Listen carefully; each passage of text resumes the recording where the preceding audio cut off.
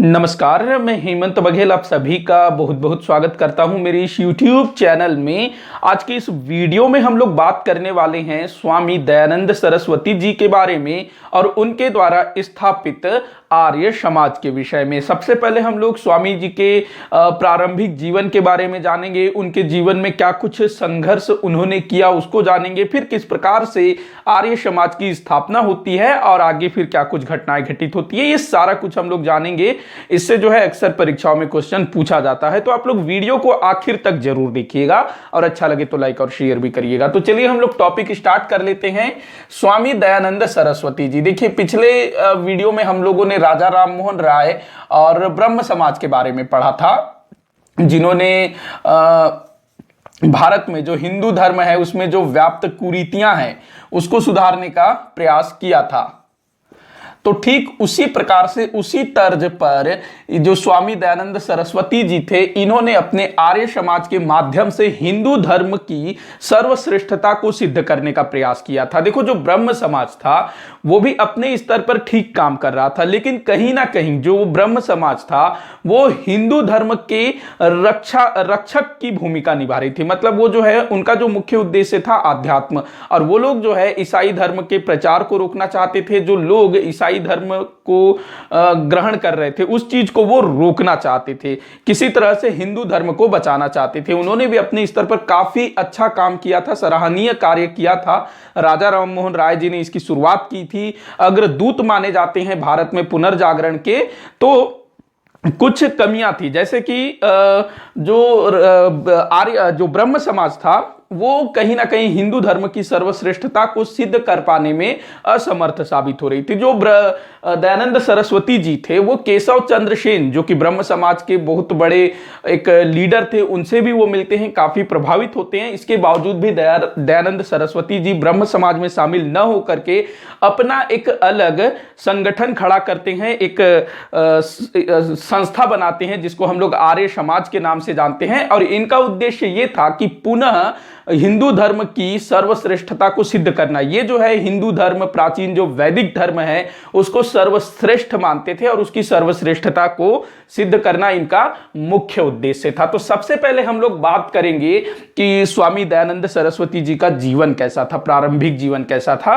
तो इनका जो जन्म हुआ था 1824 में, काफी बार पूछा गया है स्वामी जी के जन्म के विषय में। तो 1824 में इनका जन्म हुआ था।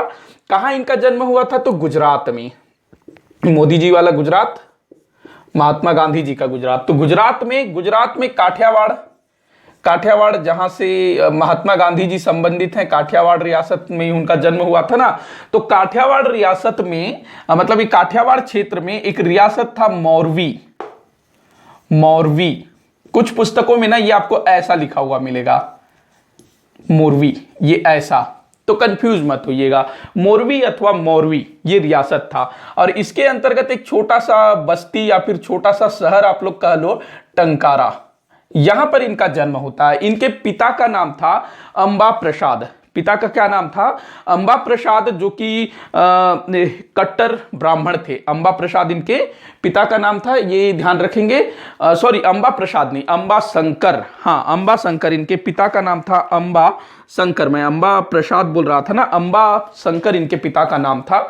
मैं लिख देता हूं, नहीं तो मैं खुद कंफ्यूज हो जाऊंगा। अंबा शंकर ब्राह्मण थे।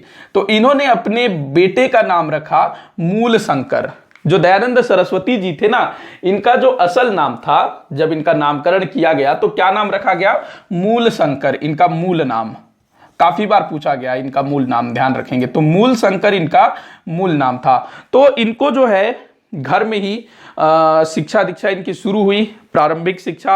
इनको वेदों का शिक्षा दिया गया, वेद पुराण जो भी धर्म ग्रंथ है उनको शिक्षा दी गई और लगभग 15 वर्ष की आयु तक इन्होंने वेदों का पठन पाठन लगभग कंप्लीट कर लिया था, वेदों को पढ़ लिया था। देखो यहाँ पढ़ लिया था बोल रहा हूं, न कि उसके जो गुण रहस्य हैं उनको नहीं समझ पाए थे, लेकिन वेदों का पठन पाठन उन्होंने संपूर्ण कर लिया था। आगे चल करके इनके जो गुरु है ना, वो फिर वेदों का असल ज्ञान इनको देते हैं। तो ठीक है, यहां तक जीवन चल रहा था। क्या होता है, एक दिन अंबा शंकर जी अपने बेटे, अपने पूरे परिवार को शिवरात्रि के दिन, शिवरात्रि अभी आ रही है ना, मैं इसको हाँ, ये शिवरात्रि के दिन ही ये वीडियो अपलोड होगा। तो शिवरात्रि के दिन मूलशंकर और उनके पिता, उनका परिवार किसी शिव मंदिर में जाते हैं पूजा अर्चना करने के लिए। तो पूजा पाठ होता है विधि विधान से और सब परिवार जो है मंदिर में ही सो जाते हैं रात्रि के समय। तो जो मूलशंकर है, अचानक उनकी निंद्रा भंग होती है, रात को वो जाग जाते हैं अचानक से, और वो देखते हैं सामने जो शिवलिंग है उसके ऊपर एक चूहा जो है चढ़ा हुआ है और जो प्रसाद, जो भोग लगाया गया है शिवलिंग को, उसको खा रहा है, एक तरह से अपवित्र कर रहा है। तो वो अपने पिता को जगाते हैं और मूलशंकर के मन में ये आता है कि जिसको हम लोग भगवान मानते हैं शिवलिंग को और पूजा करते हैं, वो खुद अपनी रक्षा नहीं कर पा रहा है, तो हमारी रक्षा कैसे करेगा। तो ये भावना जो है इनके मन में आती है। उस समय ये लगभग 14 वर्ष के थे, 14 वर्ष के थे, तो किशोरावस्था था। तो ये चीज आता है तो कहीं ना कहीं इनके मन में भगवान को लेकर के थोड़ा सा शंका उत्पन्न हो जाता है। इसके बाद समय बीतता है और लगभग 4-5 साल बाद, जब ये 18-20 साल के थे मूलशंकर, तब इनके एक चाचा की मृत्यु हो जाती है, जिसके ये काफी करीब थे, मतलब अपने चाचा के काफी क्लोज थे।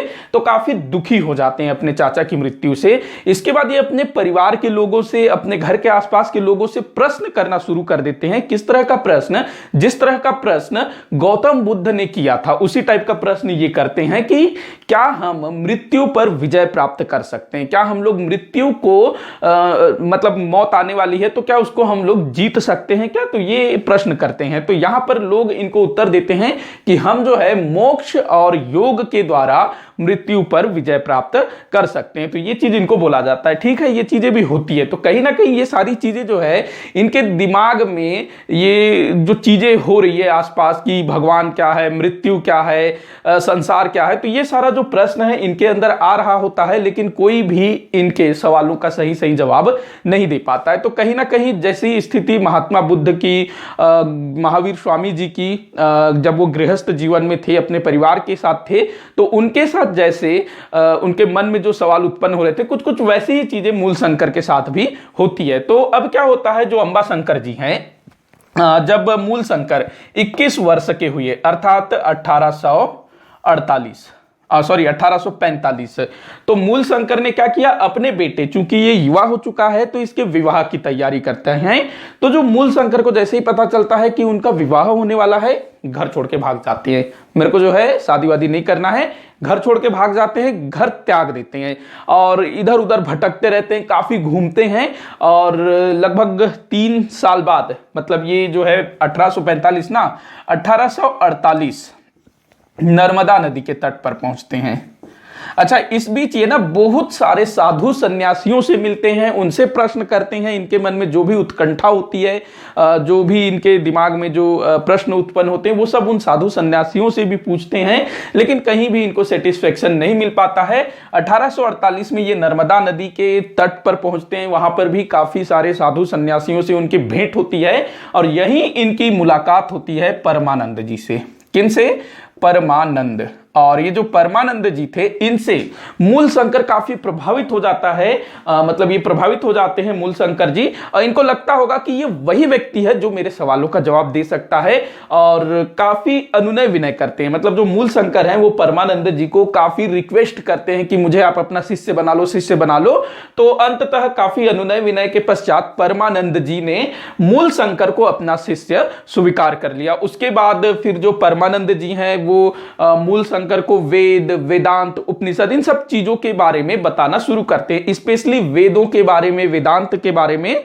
तो इन सब चीजों के बारे में मूलशंकर को ज्ञान देना शुरू कर देते हैं। अब देखो, जो मूलशंकर हैं भाई, वो तो वेदों को पहले से पढ़ के बैठे हैं, लेकिन वो सिर्फ और सिर्फ पढ़ के बैठे हैं, लेकिन जो उसमें जो गुड़ रहस्य दिए हुए हैं उसको समझना, उसमें जो चीजें दी हुई है वो क्या है, वो सारा कुछ समझना, वो परमानंद जी से उनको प्राप्त होता है। और परमानंद जी के पास मूलशंकर लगभग 8 वर्ष रहते हैं, मतलब कि इनके सानिध्य में 8 वर्षों तक ये शिक्षा प्राप्त करते हैं, ज्ञान प्राप्त करते हैं। और उसके बाद 1860 में 8 वर्ष रहने के बाद ये जो है इनसे विदा ले लेते हैं और फिर इधर उधर भ्रमण करना चालू कर देते हैं। हिमालय पर्वत जाते हैं, विंध्याचल पर्वत जाते हैं, सतपुड़ा पर्वत की यात्रा करते हैं, गंगा यमुना का जो तटीय क्षेत्र है उसकी यात्रा करते हैं। तमाम भारत, मतलब पूरे भारत का ये लगभग भ्रमण कर लेते हैं। और फिर 1860 में ये पहुंचते हैं मथुरा।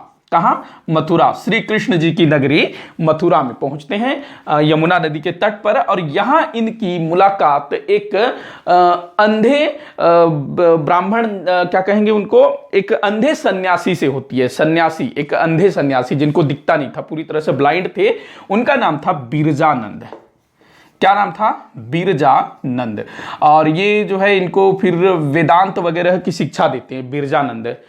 जो मूल शंकर जी हैं वो बिरजानंद से काफी प्रभावित होते हैं और इनसे जो है वेद, वेदांत, उन सब चीजों की शिक्षा लेते हैं। ये ना जो बिरजानंद जी हैं ये 2.5 वर्ष तक मूल शंकर को अपने सानिध्य में रखते हैं और 2.5 वर्ष के बाद मूल शंकर जो हैं बिरजानंद जी से विदा लेते हैं। अच्छा, बिरजानंद जी जब मूल शंकर उनको छोड़ करके जा रहे थे तो बिरजानंद जी क्या करते हैं, उनको बोलते हैं, उनको एक आदेश देते हैं कि मैंने तुमको जो वेदांत का ज्ञान दिया है उसको तुम पूरी दुनिया में जितने भी तुमको लोग मिलेंगे सबको जो है वेदांत का ज्ञान दोगे और उनके अंधकार को दूर करोगे। मतलब कि लोगों को तुम वेदांत का ज्ञान दे करके उनके अंधकार को दूर करोगे। तो ये जो है बिरजानंद जी मूल शंकर को बोलते हैं। एक चीज मैं बताना भूल रहा हूं, काफी इंपॉर्टेंट चीज है, थोड़ा सा पीछे जाएंगे हम लोग। नर्मदा नदी के तट पर परमानंद जी, तो देखिएगा मैंने बताया कि 1848 में नर्मदा नदी के तट पर परमानंद जी से मूल शंकर की मुलाकात होती है। तो यहां पर जो परमानंद जी हैं मूल शंकर से काफी प्रभावित हो जाते हैं। शुरुआत में तो वो नानुकुर कर रहे थे कि नहीं मैं तुमको शिष्य नहीं बनाऊंगा, लेकिन जब देखते हैं काफी प्रभावित हो जाते हैं और बाद में मूल शंकर को एक नया नाम देते हैं। क्या नाम देते हैं? दयानंद सरस्वती, स्वामी दयानंद सरस्वती। जिस नाम से हम मूल शंकर को जानते हैं वो किसने दिया है? तो परमानंद जी ने दिया है। इन्होंने ना परमानंद जी ने मूल शंकर को खाली दयानंद नाम दिया था। क्या नाम दिया था? दयानंद। लेकिन जो परमानंद जी थे वो सरस्वती संप्रदाय से संबंधित थे, इसी कारण से इनके नाम के आखिर में फिर सरस्वती लग जाता है। तो स्वामी दयानंद सरस्वती जी किसने नाम दिया? परमानंद जी ने। काफी बार पूछा गया है। वापस आते हैं बिरजानंद जी के ऊपर। तो बिरजानंद जी ने आदेश दिया मूल शंकर को, जब ये मूल शंकर छोड़ के जा रहे थे स्वामी दयानंद जी, तो तुम जो है वेदांत का ज्ञान सभी लोगों को दोगे और उनके अंधकार को दूर करोगे। अब फिर से जो स्वामी दयानंद सरस्वती जी जो मूल शंकर थे अब दयानंद बन गए, तो फिर से भ्रमण करना शुरू कर देते हैं। अब यहां पर एक चीज आप लोग ध्यान रखेंगे कि जो स्वामी दयानंद सरस्वती जी थे ना वो शिव जी के बड़े भक्त थे और शुरुआत में वो रुद्राक्ष की माला, माथे पे भभूत, ये सारा कुछ लगाया करते थे। लेकिन बिरजानंद जी के सानिध्य में रहने के बाद जब ये इनसे अलग होते हैं और यहां वहां भ्रमण करते रहते हैं तो उस समय उनको ये लगता है कि ये जो रुद्राक्ष की माला पहनना, भभूत लगा ये सब बाहरी दिखावा है, तो वो इन सब चीजों का त्याग कर देते हैं और वो जो है सीधे शिव जी की भक्ति में लीन हो जाते हैं। तो ये चीज हुआ बिरजानंद जी को छोड़ने के बाद। इसके बाद जो स्वामी दयानंद सरस्वती जी हैं वो इधर उधर भ्रमण करते करते कहां पहुंच जाते हैं? कलकत्ता। बहुत इंपॉर्टेंट है ये वाला पॉइंट। 1872 में पहुंच जाते हैं कलकत्ता। अब देखिएगा जो कलकत्ता है ये ब्रह्म समाज के जो कार्यकर्ता है, लोग हैं, उनके लिए फेमस है। तो यहां पर केशव नंद सेन, जो केशव नंद सेन है ना, जो केशव चंद्र सेन, सॉरी केशव नंद बोल रहा हूं, केशव चंद्र सेन जो ब्रह्म समाज के हैं और 1872 तक तो देवेंद्रनाथ टैगोर और केशव चंद्र सेन दोनों अलग अलग हो गए थे। पिछले वाले वीडियो में मैंने बताया कि 1865 में ब्रह्म समाज में फूट पड़ गया, एक बन गया भारतीय ब्रह्म समाज, दूसरा बन गया आदि ब्रह्म समाज। तो जो केशव चंद्र सेन जो कि इस समय बाल विवाह को लेकर के काफी वो काम कर रहे थे और 1872 में ही देसी बाल विवाह अधिनियम भी पारित हुआ। तो कलकत्ता में केशव चंद्र सेन से स्वामी दयानंद सरस्वती जी की मुलाकात होती है, काफी प्रभावित होते हैं दोनों ही एक दूसरे से। अब यहां पर वो 4 महीने रहते हैं स्वामी दयानंद सरस्वती जी, कहां? कलकत्ता। और यही से ना वो स्वामी जी जो कि पहले संस्कृत का काफी प्रयोग करते थे, संस्कृत उनको काफी अच्छे तरीके से आता था। संस्कृत में उन्होंने बड़े बड़े प्रकांड पंडितों को वाद विवाद में परास्त कर दिया था। किन्होंने? स्वामी जी ने। तो अभी तक 1872 तक वो संस्कृत को ही लेकर के चल रहे थे, उसी में अपने सारे विचार, सारे भाषण उसी में दिया करते थे। लेकिन कलकत्ता आने के बाद जब वो ब्रह्म समाज के लोगों से मिलते हैं, केशव चंद्र जी से मिलते हैं, तो वो क्या करते हैं? संस्कृत के स्थान पर हिंदी हिंदी को प्रमुखता देना शुरू कर देते हैं, मतलब कि अपने जो भाषण है, अपनी जो भी लेखनी है वो हिंदी में करना शुरू कर देते हैं। और इसके बाद वो काफी ज्यादा लोकप्रिय हो जाते हैं, क्योंकि हिंदी उस समय की जन भाषा थी, लोक भाषा थी। तो देखिएगा जैसे कि गौतम बुद्ध हो गए, महावीर स्वामी जी हो गए, उन्होंने भी अपने विचारों को साधारण जनता की भाषा में प्रसारित करना शुरू किया, इसी कारण से वो लोग लोकप्रिय हो सके। तो जो स्वामी जी हैं, जो शुरू में संस्कृत भाषा को लेकर के चल रहे थे, कहीं ना कहीं लोग उनसे जुड़ नहीं पा रहे थे होंगे। जो पंडित लोग हैं जिनको संस्कृत का ज्ञान है, तो वही लोग जुड़ रहे थे। लेकिन 1872 में ये क्या करते हैं, हिंदी को अपना लेते हैं। मतलब हिंदी पहले से ही अपनाई हुई थी, आता था, लेकिन अब जो है वो हिंदी में ही सारा कुछ करना शुरू करते हैं। इससे इनकी लोकप्रियता काफी बढ़ जाती है। तो अब कलकत्ता 4 महीने रहने के बाद ये जो है चले जाते हैं बंबई, महाराष्ट्र। तो वहां चले जाते हैं, वहां पर प्रार्थना समाज की स्थापना हुई थी ना, मैंने बताया था। केशव चंद्र सेन, उन्होंने पूरे भारत की यात्रा की थी और उन्हीं की प्रेरणा से महाराष्ट्र में प्रार्थना समाज और मद्रास में देव समाज की स्थापना हुई थी। तो जो स्वामी जी हैं, कलकत्ता में ब्रह्म समाज, चाहे वो आदि ब्रह्म समाज हो या फिर भारतीय ब्रह्म समाज हो, उनके संपर्क में आए। जब वो बंबई गए तो वहां पर वो प्रार्थना समाज के संपर्क में आए। तो इन दोनों समाजों से वो काफी प्रभावित हो गए और स्वामी जी को लगा कि मेरे जो उद्देश्य हैं, मेरे जो सिद्धांत हैं, मेरे जो विचार हैं, उनको लोगों तक पहुंचाने के लिए, उन उद्देश्यों की पूर्ति के लिए, ये जो करना चाहते थे उसको करने के लिए इनको भी इसी तरह के एक संगठन या एक संस्था की आवश्यकता है। इसी उद्देश्य से इन्होंने सन 1875 में, कब, सन 1875 में बंबई में आर्य समाज की स्थापना की। कहां पर, बंबई में। स्थान भी पूछा जाता है, ध्यान रखेंगे, बंबई ना कि मुंबई, उस समय बंबई बोला जाता था। तो बंबई में 1875 में इन्होंने आर्य समाज की स्थापना की। कहां पर, बंबई में। किससे प्रेरित होकर की थी, तो प्रार्थना समाज और ब्रह्म समाज से इनको बहुत ज्यादा प्रेरणा मिला और उसी की प्रेरणा से इन्होंने जो है अपना क्या कहते हैं, ये जो आर्य समाज की स्थापना की। अच्छा, इसके ठीक 1 वर्ष पहले 1874 में इन्होंने एक पुस्तक की रचना की थी जिसको हम लोग सत्यार्थ प्रकाश के नाम से जानते हैं। ये 1874 में है, सत्यार्थ प्रकाश। काफी बार पूछा गया है कि ये किसकी रचना है, सत्यार्थ प्रकाश। तो ये स्वामी जी की रचना है सत्यार्थ प्रकाश, जो कि 1874 में लिखा गया था इनके द्वारा। और उसके बाद फिर ये जो है बंबई आ जाते हैं और फिर आर्य समाज की स्थापना कर देते हैं। अब आर्य समाज की स्थापना हो गई, मतलब कि देखिए आपको कोई भी काम करना है, कुछ भी आपको काम करना है, तो आपको एक ग्रुप बनाना पड़ेगा, एक संगठन या फिर एक संस्था, ऐसा कुछ बनाना पड़ेगा ना। तो उसके माध्यम से ही आप करोगे, ऐसे ही तो नहीं कर पाओगे ना, लोगों को आपको जोड़ना पड़ेगा। तो जो स्वामी जी के जो समर्थक थे, अब उनको एक आधार मिल गया कि भाई हाँ, हम लोग जो है आर्य समाज के कार्यकर्ता हैं, आर्य समाज के सदस्य हैं। तो अब इनके द्वारा क्या क्या कार्य किया गया उसको हम लोग थोड़ा सा देख लेते हैं।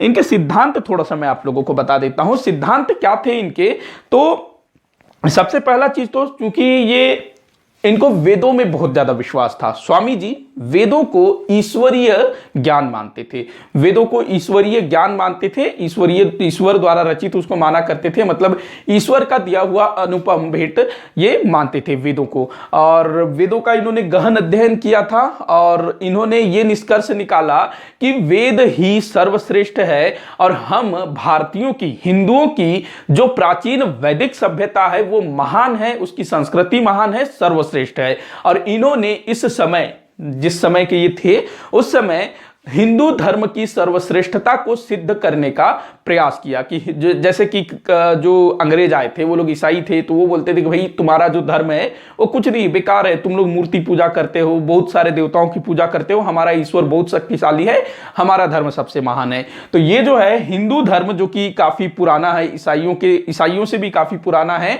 तो हिंदू धर्म की सर्वश्रेष्ठता को सिद्ध करना इनका परम लक्ष्य था और उसमें सुधार करना। तो इनके सिद्धांतों की अगर हम बात करें तो एकेश्वरवाद, देखो जो वेद है ना उसमें ऐसा कहीं नहीं दिया है बहुत सारे देवताओं के बारे में, 33 कोटि देवता ऐसा कुछ दिया है, कुछ देवता हैं, लेकिन उसमें जो परम ब्रह्म है उसकी बात कही गई है। तो इन्होंने जो है एकेश्वरवाद को बल दिया, बहुदेववाद का विरोध किया, मूर्ति पूजा का विरोध किया, वेदों में कहीं भी नहीं कहा गया है मूर्ति पूजा या फिर मंदिर। जब हम लोगों ने वैदिक काल का इतिहास पढ़ा था तो कहीं से भी हमको मूर्ति या फिर मंदिरों का जिक्र कहीं भी नहीं मिलता, ये चीज था। इसके बाद देखिएगा जो उस समय के तमाम जो समाज सुधारक लोग थे, जैसे कि जाति पाति का विरोध करना, विधवा विवाह का समर्थन करना, बाल विवाह का विरोध करना, स्त्रियों की शिक्षा की बात करना, उसके बाद जो श्राद्ध, जो मृत्यु के बाद जो श्राद्ध होता है ना, उसका भी इन्होंने काफी विरोध किया था स्वामी जी ने।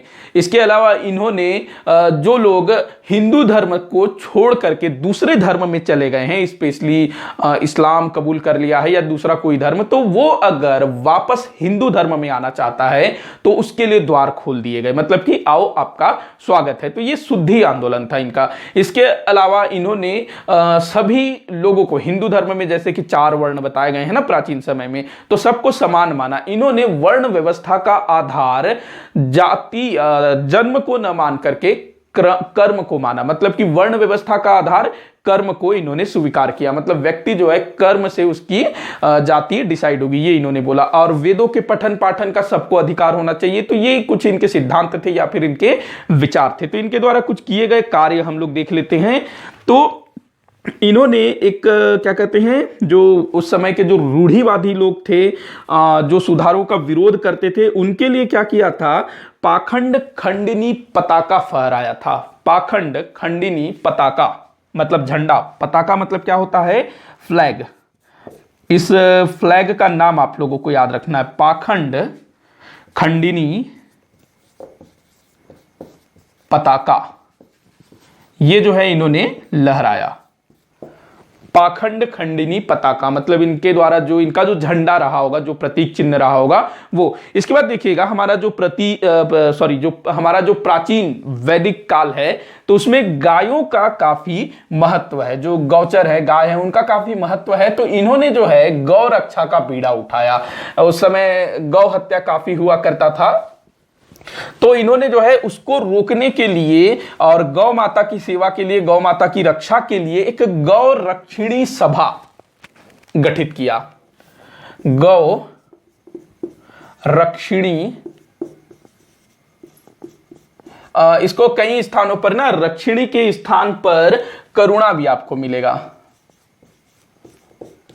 सभा, गौ रक्षिणी सभा अथवा गौ करुणा सभा, एक पुस्तक भी लिखी इन्होंने, गौ करुणा निधि, ये गौ माता को लेकर के, गौ करुणा निधि, गौ करुणा निधि। तो ये पुस्तक लिखी और ये गायों की रक्षा करने के लिए उनके द्वारा स्थापित किया गया एक टीम था, एक संस्था था। इसके बाद इनका शुद्धि आंदोलन आप लोग याद रखेंगे। शुद्धि आंदोलन मतलब जो धर्म परिवर्तन करके गए हैं उनके वापसी के लिए ये शुद्धि आंदोलन इन्होंने चलाया, शुद्धि आंदोलन। तो ये काफी पूछा जाता है।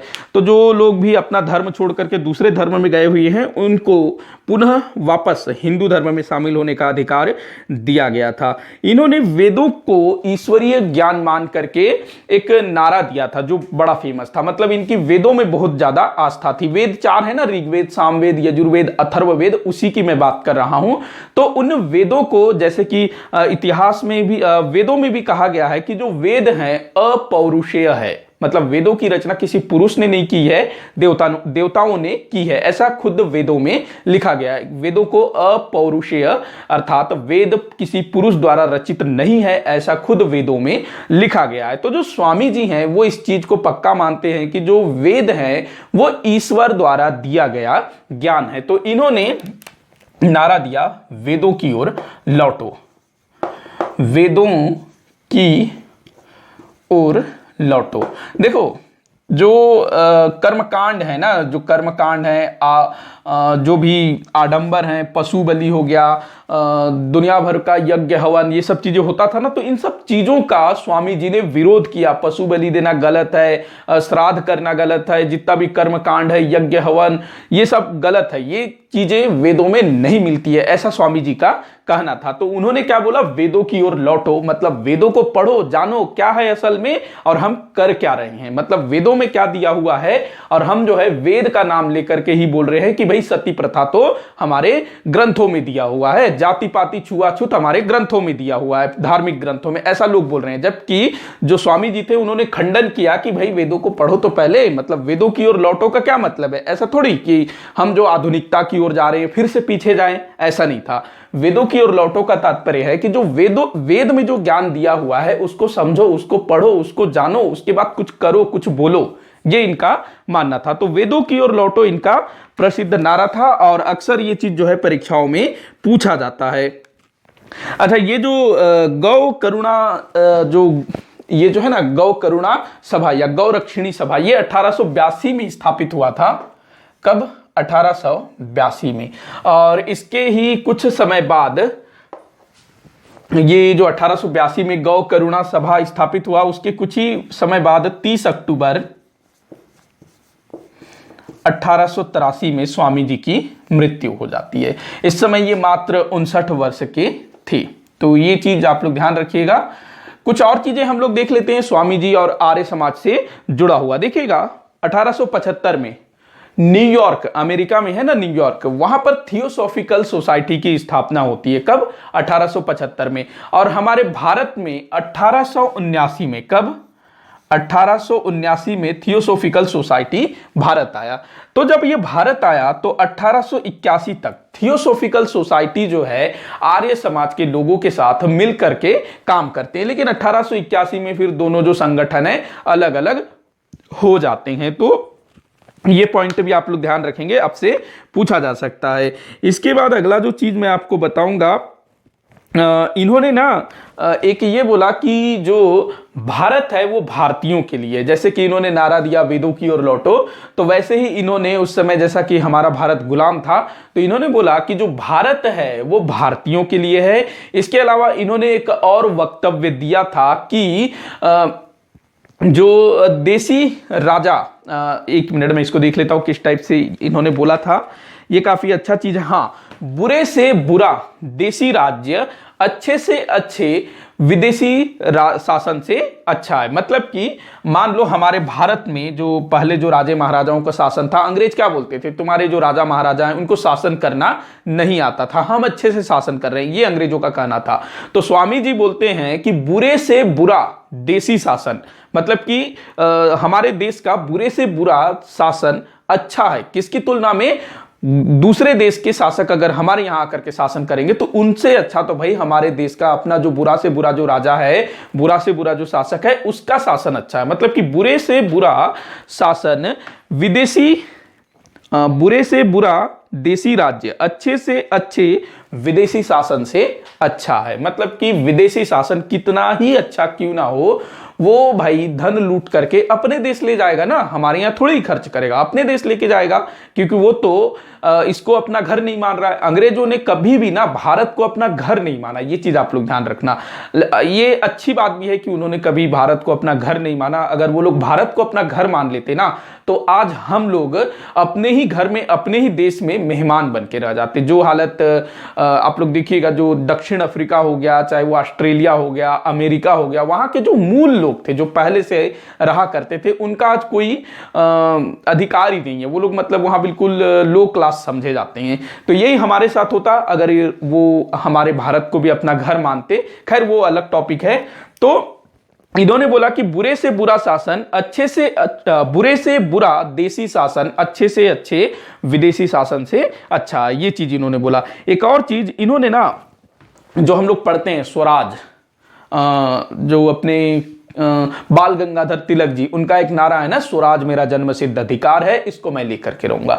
तो ये स्वराज जो शब्द है, इसका जो सर्वप्रथम जिक्र स्वामी दयानंद सरस्वती जी ने अपनी रचना सत्यार्थ प्रकाश में किया था। मतलब कि हमको अपना स्वराज चाहिए, मतलब कि हम भारतीयों का अपना स्वराज होना चाहिए, खुद का शासन होना चाहिए। वैसे तो स्वराज का जिक्र पहले आपके छत्रपति शिवाजी महाराज ने किया था, लेकिन किसी किताब में आप ये चीज ध्यान रखेंगे तो स्वामी दयानंद सरस्वती जी ने अपनी रचना में स्वराज का जिक्र किया है। उसके बाद फिर जो दादा भाई नौरोजी, फिर बाल गंगाधर तिलक, ये लोग फिर इस चीज का प्रयोग करते हैं। अच्छा, ये जो आर्य समाज था, इसका प्रचार प्रसार कहां कहां पर हुआ?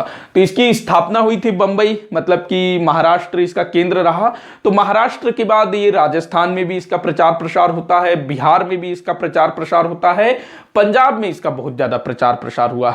पंजाब ध्यान रखेंगे। और इसके सक्रिय सदस्य कौन कौन थे? इसके मतलब स्वामी जी के जो पक्के वाले जो समर्थक थे, उनका हम लोग थोड़ा सा नाम जान लेते हैं। महात्मा हंसराज, महात्मा हंसराज, पंडित गुरुदत्त, महात्मा हंसराज याद रखना, पंडित गुरुदत्त याद रखना, लाला लाजपत राय, जो कि पंजाब से थे ना, लाला लाजपत राय, जिनकी साइमन कमीशन का विरोध करते समय हत्या कर दिया गया था, तो लाला लाजपत राय और स्वामी श्रद्धानंद। तो ये चार नाम आप लोगों को याद रखना है। कौन कौन सा?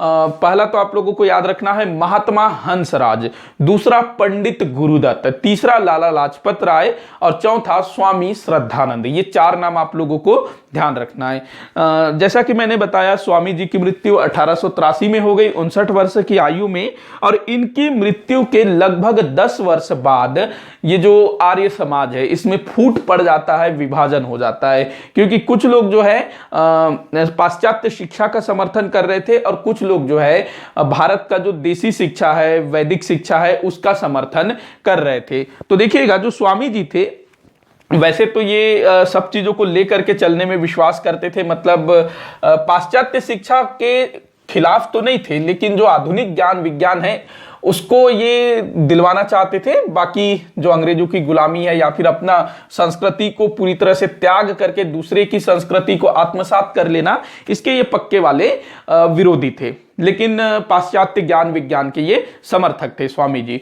तो क्या होता है, दो दल बन जाते हैं, एक पाश्चात्य शिक्षा का समर्थक और दूसरा जो है वैदिक शिक्षा का समर्थक। तो जो लाला लाजपत राय जी हैं, लाला लाजपत राय और महात्मा हंसराज, लाला लाजपत राय और महात्मा हंसराज, ये दोनों जो है पाश्चात्य शिक्षा के समर्थक थे। ऐसा नहीं है कि ये लोग पूरी तरह से अंग्रेजी शिक्षा के ही समर्थक थे। ये जो है भारत का जो वैदिक शिक्षा है उसके साथ साथ ये पाश्चात्य शिक्षा को भी शामिल करना चाहते थे। दोनों चीज को एक साथ लेकर के चलना चाहते थे। जैसे कि मैंने पिछले वाले वीडियो में भी बताया था ना कि एक स्कूल खोला गया जिसमें पाश्चात्य ज्ञान विज्ञान और भारतीय देसी शिक्षा दोनों को मिलाकर के शिक्षा देना था, जो अपने राजा राममोहन राय जी ने शुरू किया था।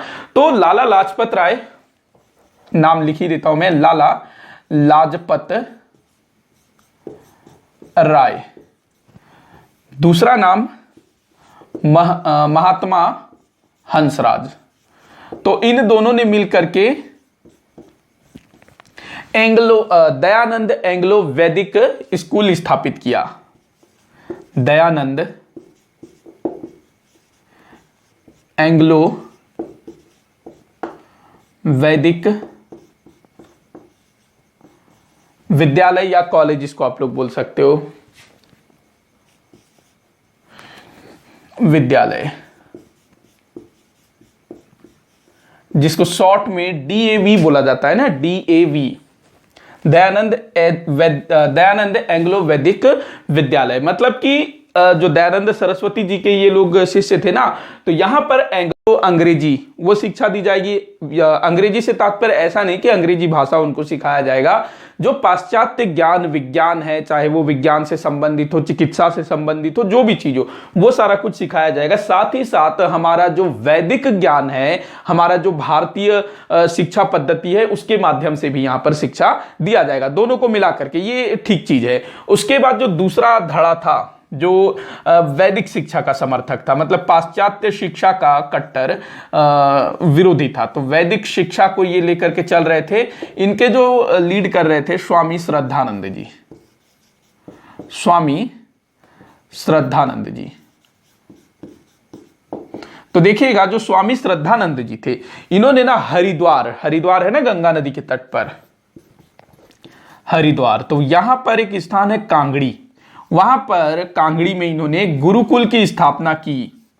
गुरुकुल जो प्राचीन जैसे वैदिक काल में होता था कुछ उस टाइप का था, लेकिन वैसा नहीं कि जो टीचर है वो पेड़ के नीचे बैठा है, शिष्य जो है सामने बैठे हैं सुन रहे हैं, वैसा नहीं, थोड़ा सा आधुनिक टाइप से। तो गुरुकुल कांगड़ी नाम से इसको जाना जाता है। तो ये किसने शुरू किया? स्वामी श्रद्धानंद जी ने।